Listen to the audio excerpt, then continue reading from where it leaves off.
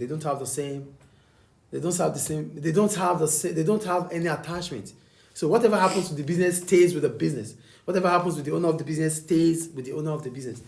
Though the owner of the business might put money into the business, which is called capital. The owner of the business might take money from the business, which is drawings. But this is in accounting anyway. So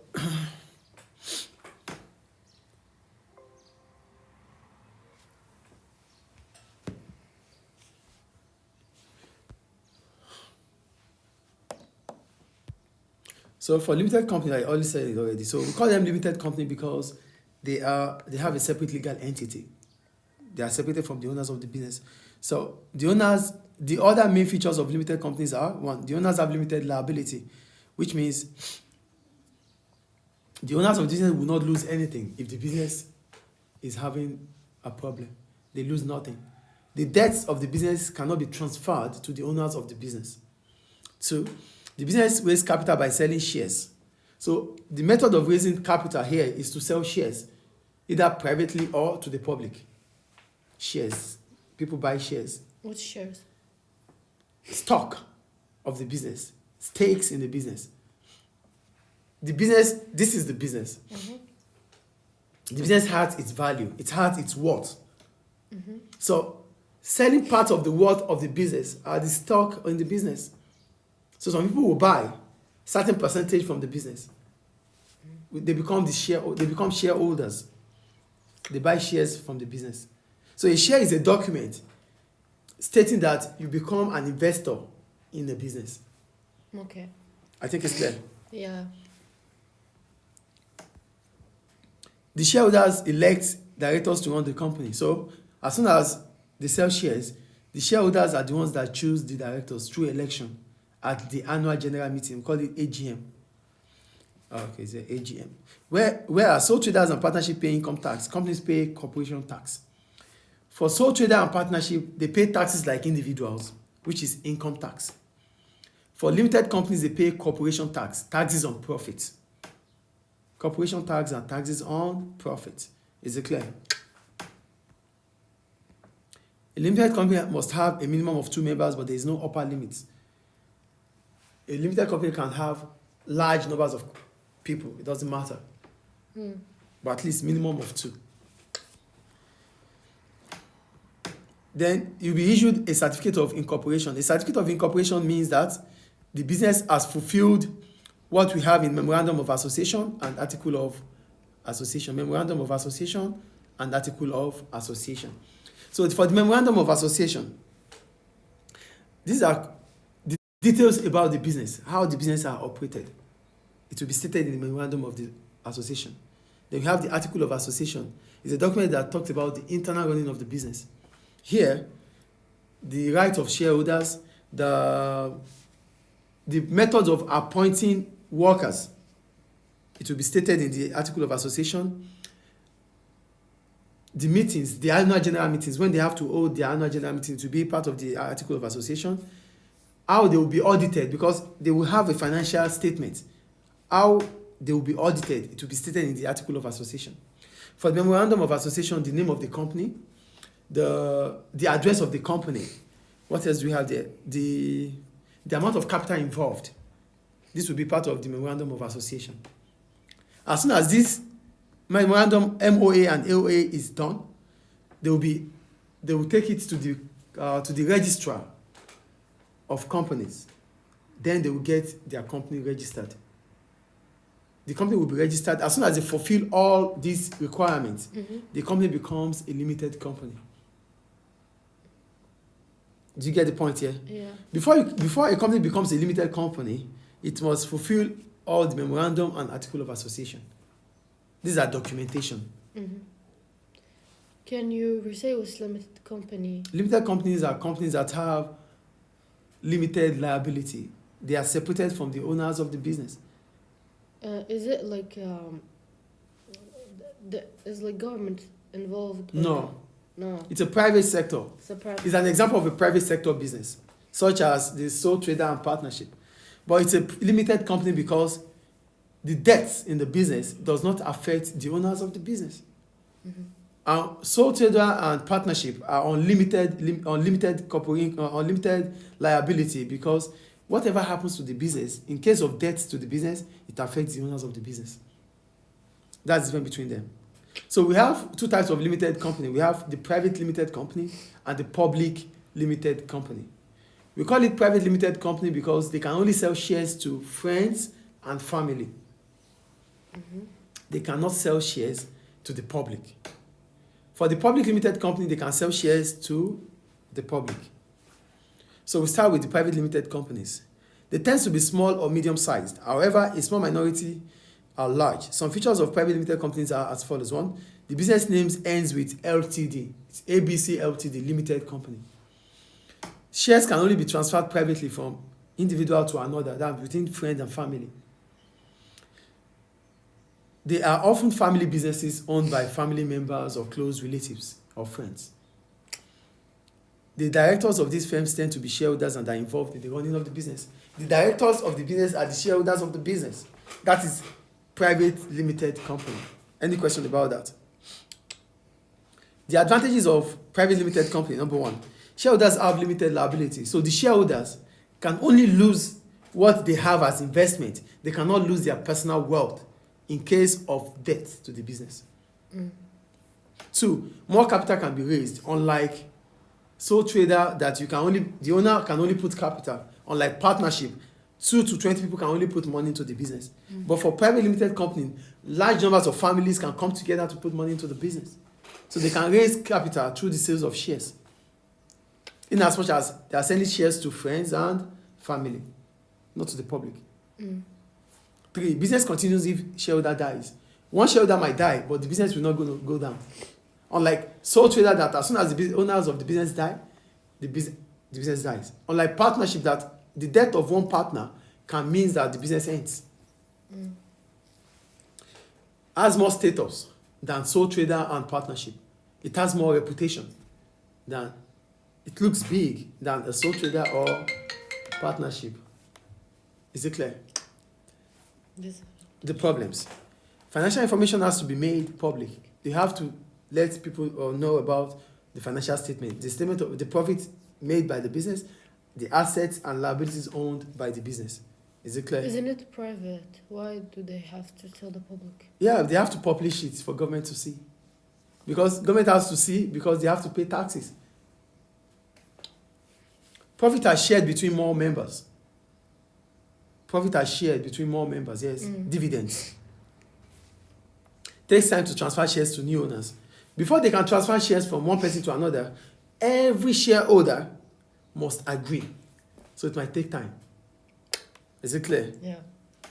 Cannot raise huge amounts of money like PLCs. They cannot, because it is restricted to family members. As a result of that, you cannot sell shares to the public. It's only when you are able to sell shares to the public that you can raise large amounts of money to the public. Everybody can buy. But here, not everybody can buy. So it is still limited, the amount of money they can make through shares. Is it clear?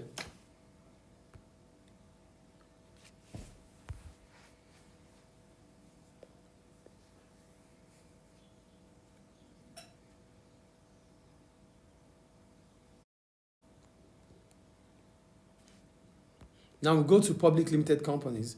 For public limited companies, we call them public limited companies because they are able to sell their shares to the public, to the general public. That means anybody, their shares are not restricted to a specific group of people. They can sell shares to anybody. That's why we call it public limited company. So their name ends with PLC, not LTD. For private limited company, it will be ABC Limited, LTD. For public, it will be ABC PLC. That's the difference between a private limited company and a public limited company. It's a public limited company, not government-owned company. It's called public because they can sell shares to anybody. And what's shares? Shares is the investment, a document stating that you are part of an investor of a company. That's shares. So what are the advantages? What are those things, the details of? So going public can be expensive because, one, the company needs lawyers to ensure that the prospectus is legally correct.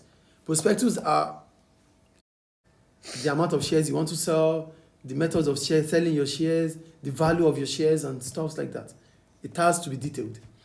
2, the prospectus has to be printed and circulated. It has to be printed to everybody and they have to see. That means we're talking about the shares that you are selling. It has to be printed.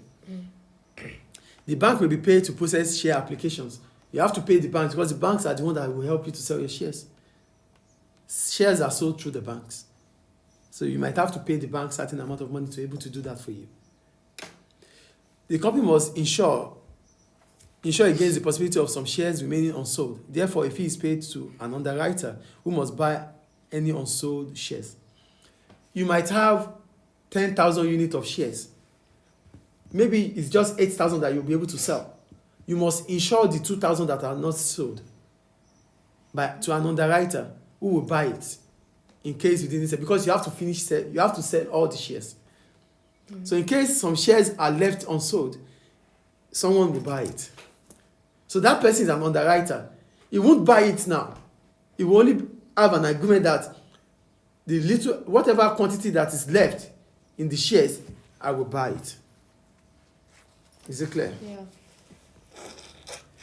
Advertisement and administrative expenses. You have to advertise. Because if you don't advertise, nobody knows you are selling shares.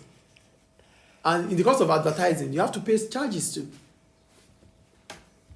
The PLC must have a minimum of £50,000 share capital. You must have this, at least. What are the advantages of going public? Number 1, large amounts of capital can be raised. The share capital can be so much that it's more than that of a private limited company. Shareholders have limited liability. The debts of the business cannot be transferred to the owners of the business.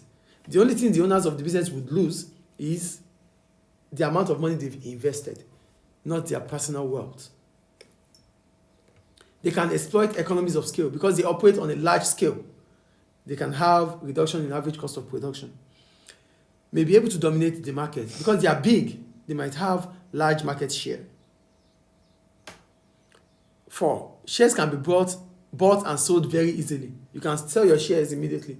You don't have to seek the consent of the company. You don't have to seek the consent of anybody before you sell your shares. Unlike the private limited company, that all shareholders must agree before you can sell your shares. Here, I can have the shares and sell. I can have shares and sell immediately. I don't have to tell the company that I'm selling. May have a very high profile in the media. The reputation is high because it's a big business. Is it clear? So this is a large. Yeah, it's large business. What are the disadvantages? Number 1, setting up costs can be very expensive. It's expensive because you have to go through your memorandum of association, article of association. You have to pay certain amount of money to the registrar before you can be registered. So it involves a lot of money. 2, outsiders can take control of the business. How? Because you might not know when you sell shares to large numbers of people. You might think that you sell shares to different people, but somebody can buy all those shares from those people. Yeah. And before you know it, he has 45% of the business. Do you get the point? When you sell shares to different people, those people can come together and sell it to just one person. And before you know it, you are having almost the same as, you are the owner of the business, you are having almost the same shares as just one person that is an outsider. And that outsider might take off over your business. That's the problem. More financial information has to be publicized. A lot of information about financials has to be known to the public. Because the public are shareholders. They need to know how the business is making profit or not. There's control. The Company Act. There are different laws that has to be followed. Managers may take control rather than owners. Managers take charge because they run the business. They know more about the business than the owners. The owners are not taking charge of anything. They're just the owners. They have money into the business. They have investment into the business. But the managers take decisions of the business. So they might take over the business. Is it clear? Yeah. So we go to multinationals. We call them multinationals because they have different operations in different countries, more than one country. That's why we call them multinationals. Is it clear? Is it clear? Yeah. So let's say Examples include McDonald's, Toyota, British Petroleum, BP, Microsoft, Coca-Cola. These are all multinational businesses. What are the features of multinational businesses? What are the characteristics of multinational businesses? Number one, huge assets. They have huge land, buildings, plant, machinery, cut across the world. They have highly qualified and experienced professional executives and managers. Their managers are well qualified. They are huge. Powerful advertising and marketing capability. They have money, they can advertise. Highly advanced and up-to-date in technology. They use the latest technology because they want to control the market. Highly influential both economically and politically. They can be very powerful and even influence government decisions. Multinationals, they can change government decisions. They can influence government to take certain decisions because of them. They have money. Any question about that?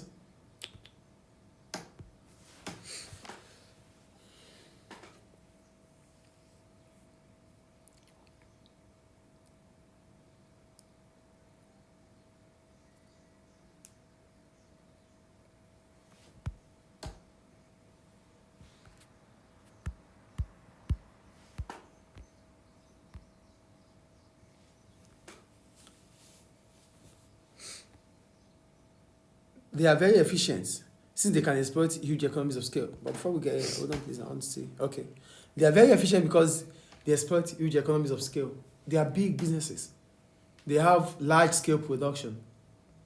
They can sell, they have reduction in average cost of production. As a result of that, they are very efficient. They are able to deliver as at when due. They deliver very soon. They deliver quickly. Ownership and control is centered in the host country. So the decisions, most decisions are made from the head office, where the country where it is situated. McDonald's is in America, so that means the head office is in McDonald's. It's in America. Yeah. So decisions come from there to anywhere in the world. Yeah. So we go to that's all about that, right? Okay, then we have the case study, right? They said, which document would be issued to a limited company giving it permission to trade?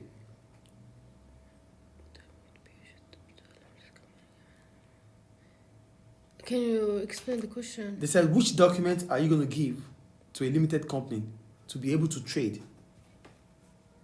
Document. It will be given by the registrar of companies. It's the first or the second No. one? None. These two will come from the business to the registrar. So it is the certificate of incorporation.